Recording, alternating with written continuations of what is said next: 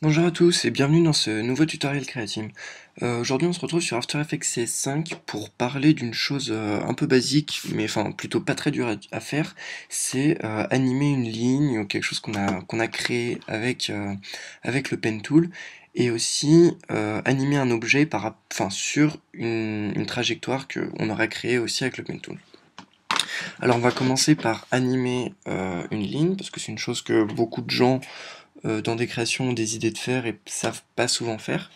Donc pour ça, on va commencer par créer un solide. Donc j'ai créé une composition, peu importe la taille, c'est juste comme ça pour vous montrer. Donc je vais dans ma fenêtre ici de calque, je fais nouveau solide.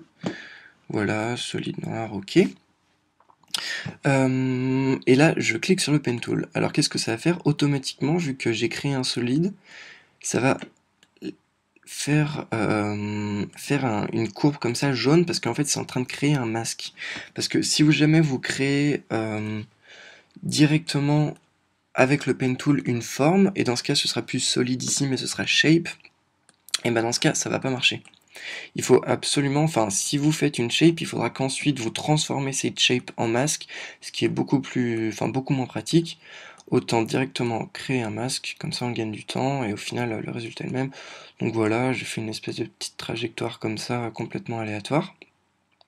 Donc voilà, donc là j'ai mon masque, comme vous pouvez le voir, c'est jaune, c'est pas très... Quand on met rien, on voit rien, parce que c'est un masque. Donc je clique sur mon masque, et là je vais dans mes effets. Dans Effets, dans Generate, générer, il y a un truc qui s'appelle Stroke. Donc c'est le troisième tout en bas.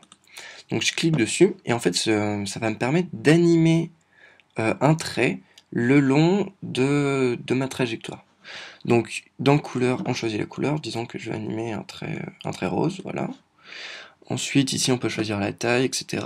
Et on va animer quand est-ce que le trait commence et quand est-ce que le trait termine. Donc je clique sur mes deux, et pour avoir juste les deux ici, j'appuie sur U. Et donc voilà, et comme ça je vois que ce qui m'intéresse.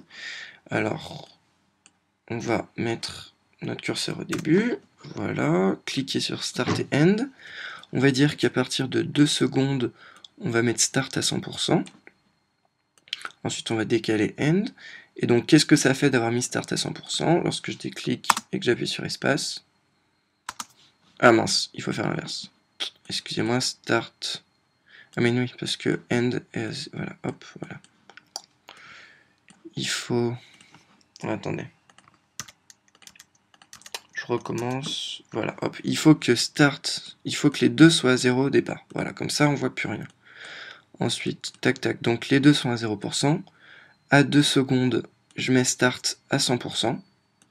Donc comme ça, vous voyez que quand j'appuie sur espace, le trait se crée. Ensuite, je mets End tout de suite après à 0%, et disons qu'à 4 secondes, je mets End à 100%, et le résultat,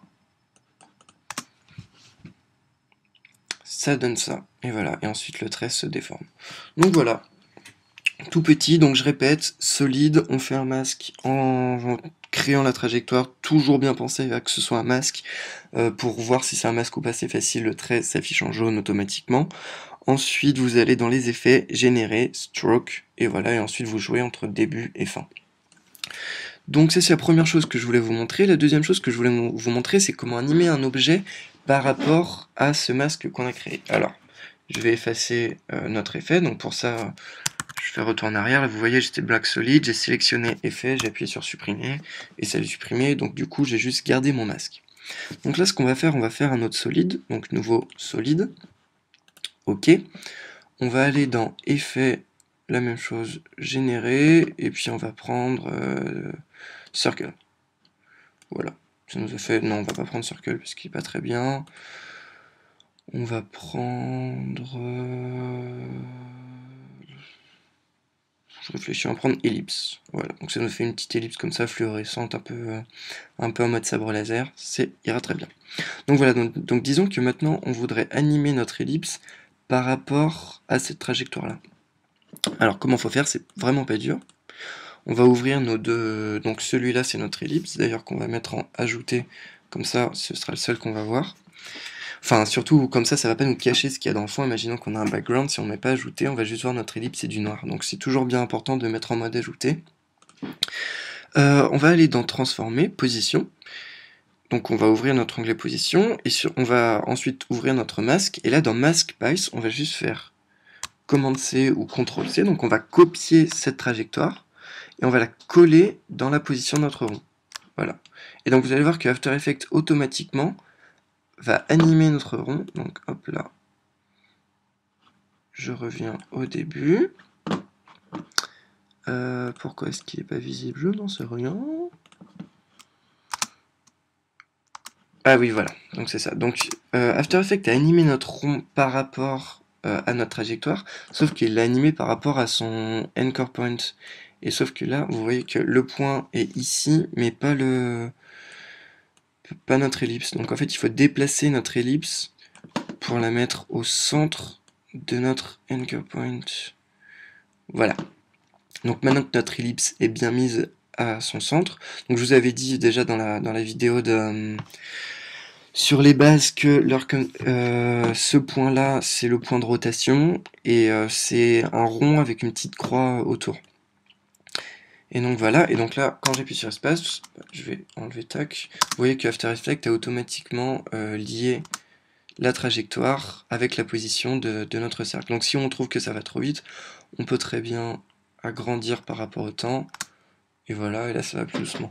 Donc on voit beaucoup d'effets comme ça, par exemple du texte et une lumière qui se promène sur le texte, etc. Après, une autre chose à savoir, c'est qu'on peut importer directement des trajectoires ou des choses qu'on a créées d'Illustrator et ensuite les animer par rapport à ça. Enfin, donc voilà, donc c'est vraiment pas dur, il faut juste qu'on... C'est juste un copier-coller, il faut juste savoir où le faire, donc copier-coller du masque jusqu'à la position de notre objet, et voilà.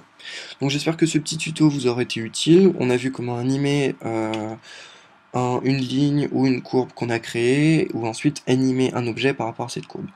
Donc voilà, moi je vous dis à bientôt pour un nouveau tuto, et n'oubliez pas de nous suivre sur Facebook et de nous suivre sur Twitter, pardon, et de nous liker sur Facebook, comme ça vous serez toujours au courant des derniers tutos.